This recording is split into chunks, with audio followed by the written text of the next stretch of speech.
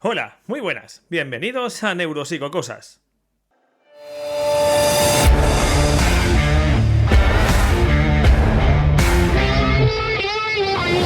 Muy buenas, en este vídeo vamos a hablar un poco de la percepción, cómo percibimos la realidad, si es que hay una realidad y si es que la percibimos como realmente es, y vamos a ver algunas cositas referente a las alteraciones neuropsicológicas que pueden aparecer en la percepción visual, como a veces lo que percibimos no es del todo lo que realmente existe en el mundo exterior. La percepción nos engaña.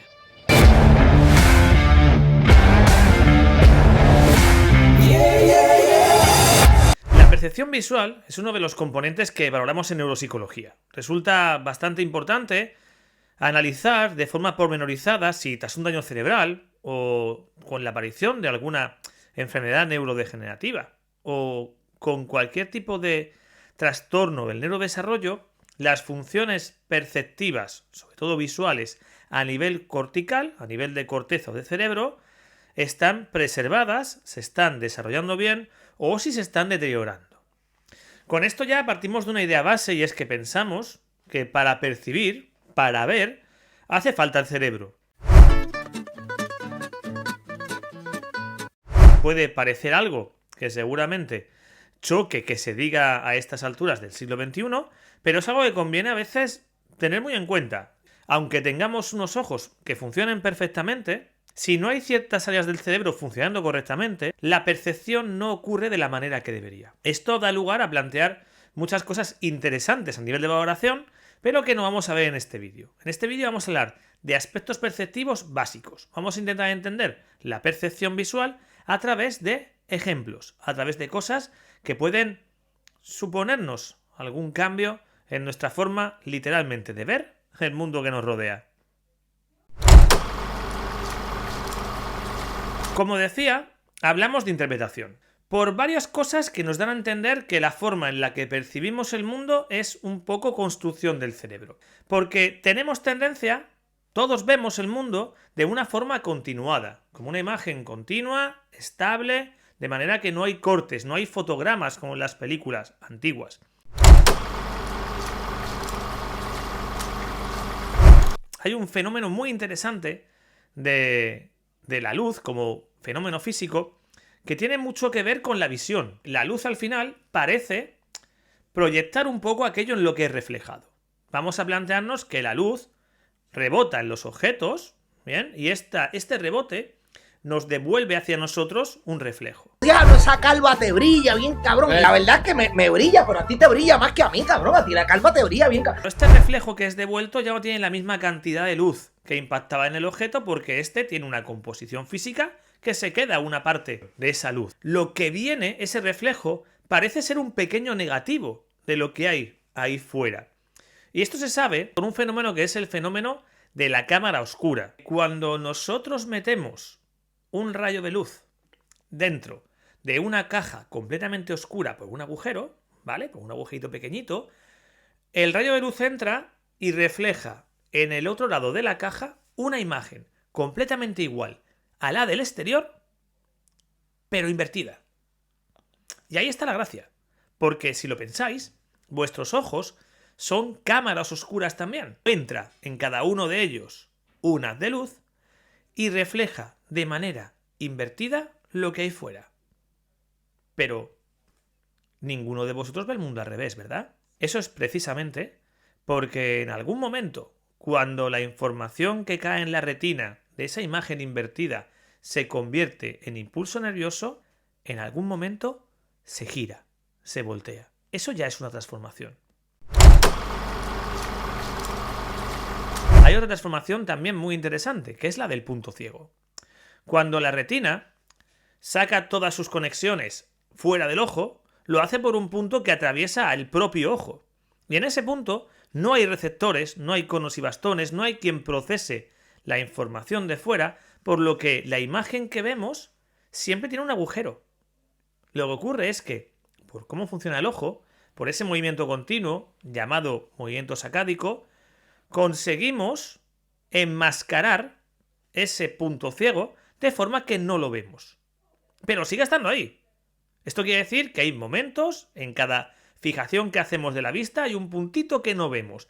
Si da la mala casualidad de que en ese punto se esconde una moto cuando estamos conduciendo o se esconde un asesino cuando estamos en el baño, pues es posible que durante una fracción de segundo no lo veamos. Y eso provoque, pues, un accidente.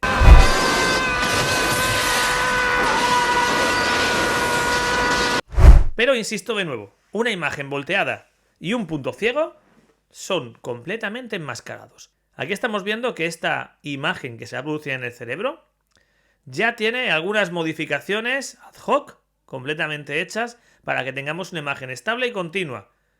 Y estas modificaciones no se quedan solo en estos puntos referentes a las primeras fases de la percepción, sino que hay una serie de adaptaciones que son muy interesantes y dan lugar a una gran cantidad de ilusiones visuales. Por ejemplo, una alucinación visual típica es una alucinación de profundidad. Aquí tenéis un ejemplo. Aunque estamos viendo que las dos figuras que aparecen en la imagen parecen tener tamaños distintos, cuando hacemos una pequeña separación del fondo, nos encontramos que son iguales. Lo que ocurre en este caso es que la disposición de los elementos invita a nuestro cerebro a considerar que existe una profundidad. ¿Bien? ¿Esto por qué es? Porque la mayoría de las veces que nos hemos encontrado elementos en esa disposición es que había una profundidad realmente. Entonces aprendemos a ver esa profundidad y eso queda grabado en diferentes áreas del cerebro que tienen una importancia enorme en la percepción visoespacial. En este caso hablamos de áreas parietales derechas que tienen mucho que ver con ese componente de percepción visoespacial. Es innegable porque cuando hay lesiones en ese punto también se pierde esa capacidad de poder percibir las distancias.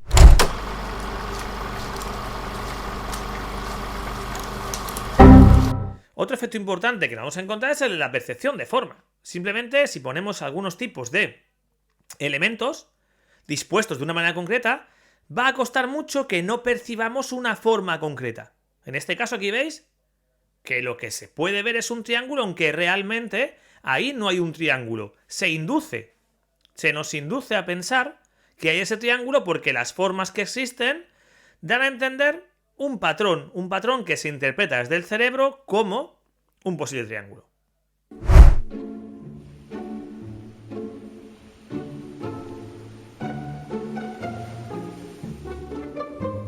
Hay un ejemplo que seguro que conocéis, que es el del famoso vestido de dos colores. En ese punto nos encontrábamos con que la disposición de la fotografía en la que se había hecho el vestido hacía que muchas personas lo vieran de un color azul o negro y otras tantas de un color blanco y dorado. Y esto era una cuestión que dependía de cómo se había tomado la fotografía. De manera que al exponerla ante cualquier persona, el cerebro tenía que decidir con qué configuración quedarse para entender esa imagen. ¿Sí? Más con el sombreado, sí más con el propio vestido. Y esto era de nuevo una decisión entre comillas del cerebro, porque no es voluntaria, no hay un genio maligno que dirija, sino que es el cerebro cumpliendo su función.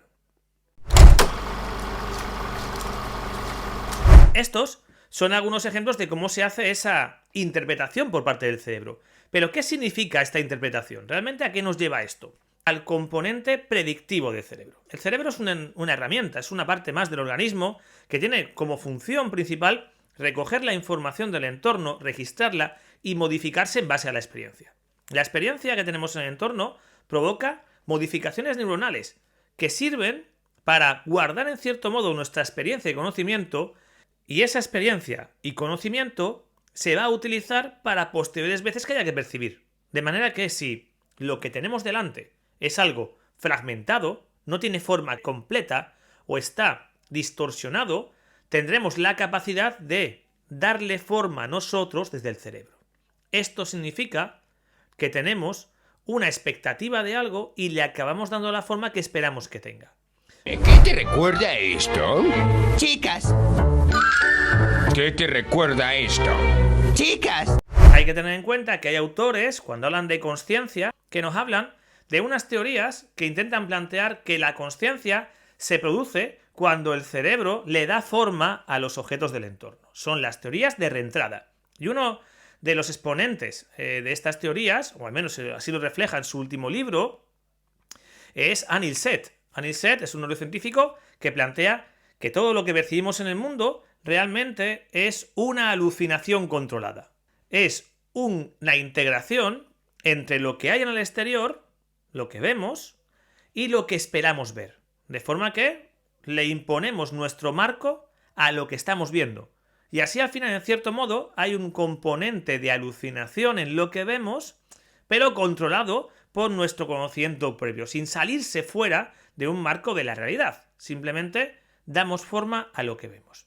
Si eso es cierto o no, cada uno podrá verlo de la forma que quiera.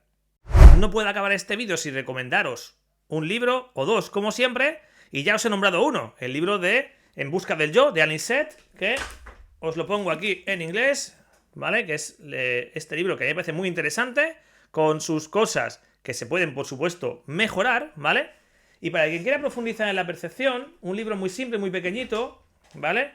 Que es una pequeña introducción a la percepción, ¿vale? Con algunas ideas y ejemplos visuales que he comentado, para que los tengáis en cuenta si, como he dicho, queréis profundizar. Y bueno, en este vídeo hemos intentado entender un poco algunos aspectos de la percepción, hemos intentado ver por qué la neuropsicología tiene que ver con esa percepción al relacionarla con áreas del cerebro, y hemos visto algunos ejemplos de alucinaciones visuales o de efectos visuales que, aparte de ser graciosos, nos están contando cosas sobre el ser humano y sobre cómo percibe el mundo, algo que creo que es tremendamente interesante. Lógicamente, este vídeo se puede ampliar con el tema de las agnosias, que ya contaremos más adelante, pero nos permite, como decía, ver un poquito más a fondo cómo percibimos el mundo y cómo eso puede influir en nuestro comportamiento, más de lo que nos parece. Si os ha gustado este vídeo, ya sabéis, suscribiros al canal, poned comentarios abajo y compartidlo para que lo pueda ver más gente, ¿vale? Así que bueno, gracias por vuestra atención, nos vemos en el siguiente vídeo, salud y neuropsicología.